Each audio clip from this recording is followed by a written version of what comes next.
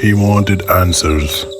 Instead, he found them. Ryan Keller had heard the stories his whole life. Whispers of hollow woods, a stretch of forest so cursed that even birds avoided it. People who stepped beyond its rotting tree line either disappeared or came back wrong, mumbling nonsense and clawing at their own eyes until someone finally put them in padded rooms. Ryan had never believed it. He was a rational man, a freelance investigator who made a living debunking paranormal hoaxes.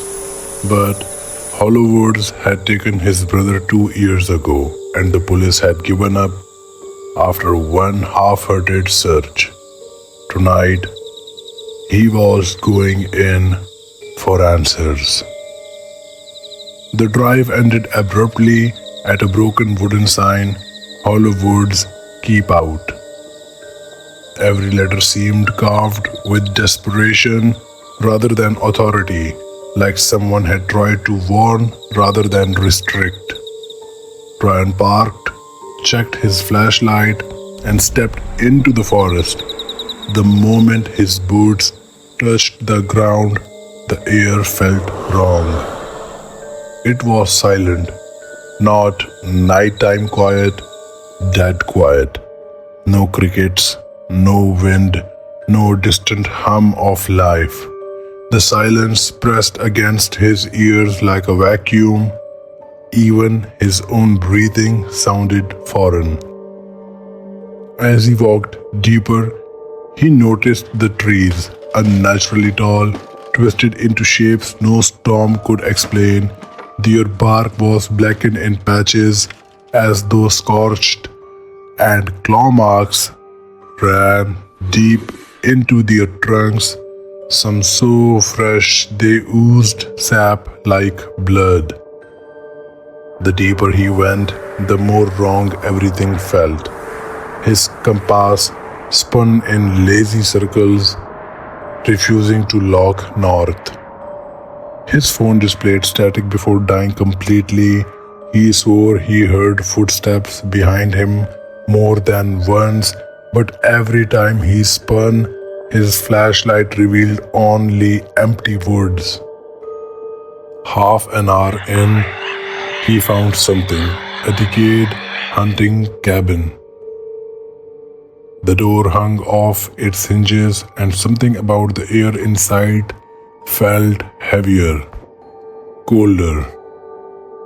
Written on the wall in a dark, flaking substance were words that made his chest tighten. We begged them to stop. The beam of his flashlight trembled in his hand as he panned across the cabin's interior.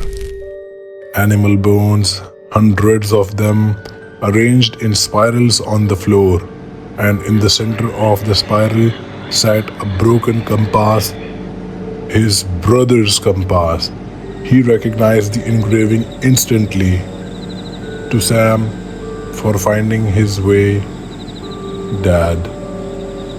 That's when he heard it, a soft, wet sound like something breathing in the corner of the room. Sam, he whispered. The breathing stopped. Then, from somewhere outside, a voice whispered his name. Ryan. Ryan froze, heart hammering in his chest. The voice wasn't his brother's, not exactly. It sounded like Sam, but stretched, distorted, as if dragged across broken glass. He gripped his flashlight tighter and stepped outside, scanning the tree line. Who's there? His voice cracked, sounding small in the unnatural stillness. Silence. Then the whisper again, closer this time, brushing against his ear, though no one was near. Ryan. He spun wildly, catching only a glimpse of movement in the distance, a figure half hidden behind a tree. It looked human, but unnaturally tall, limbs too thin, its head tilted at an impossible angle. It slid behind the tree in a way no person could move. Sam, he whispered again, voice shaking. The figure stepped out slowly, but it wasn't Sam. It wasn't anyone. Its face was featureless except for a mouth that smiled far too wide. The teeth were wrong, long, sharp, and uneven like shattered glass embedded in flesh. Ryan stumbled back, flashlight shaking as he fumbled for the knife at his belt, but when he blinked, the figure was gone. From deep in the woods came a chorus of whispers, dozens of voices overlapping. He's here. He's here. He's here. The air grew colder, his breath visible despite the mild weather. He bolted from the cabin, running blindly through the trees, compass spinning wildly in his pocket. Branches clawed at his jacket, leaving scratches like fingers dragging him back. Minutes blurred. He stumbled into a clearing and froze. It was the same clearing he'd started from, where his car had been parked.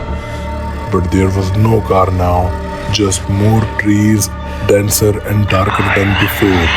The sign that had said, "Keep out," was now reversed, as if it had been facing inward all along. A faint light flickered ahead, like a lantern swing in the wind.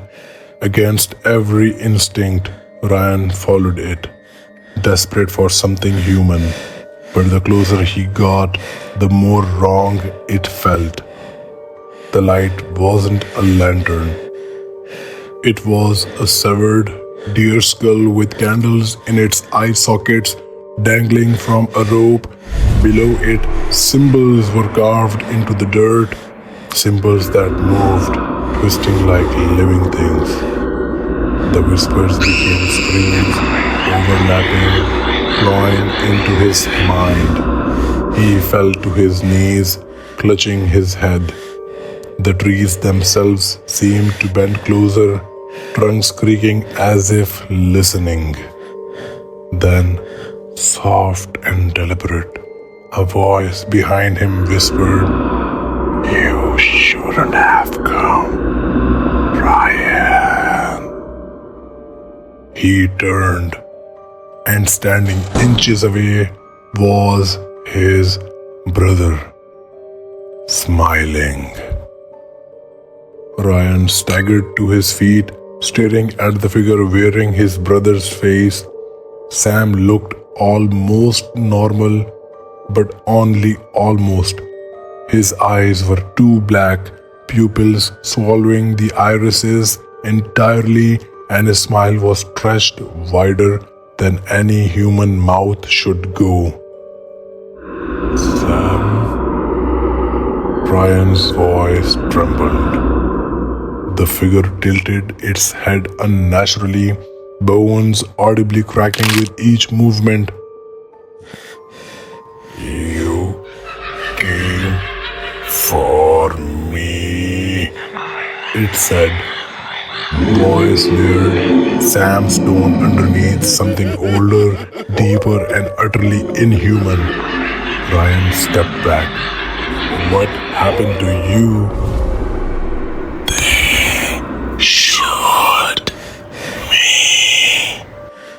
The figure whispered, taking a step closer.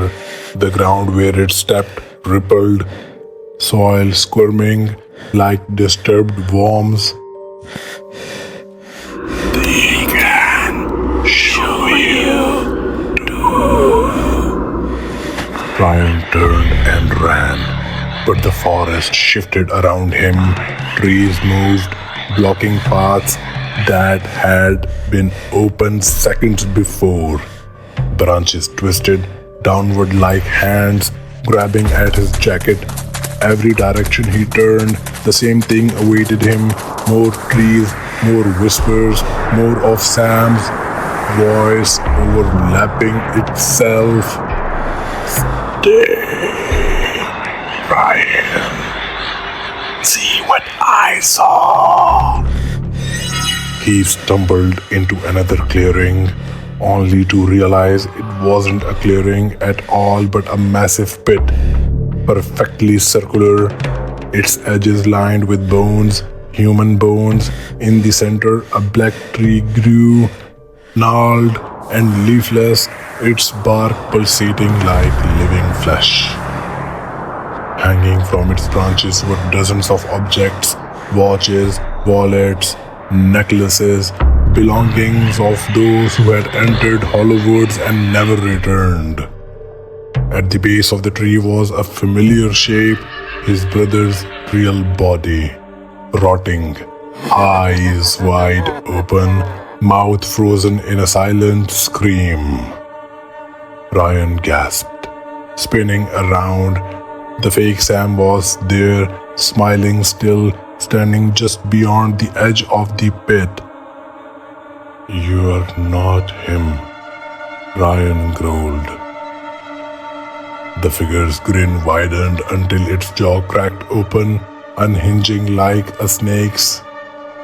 Inside, there were no teeth, only writhing darkness. "We are all him,"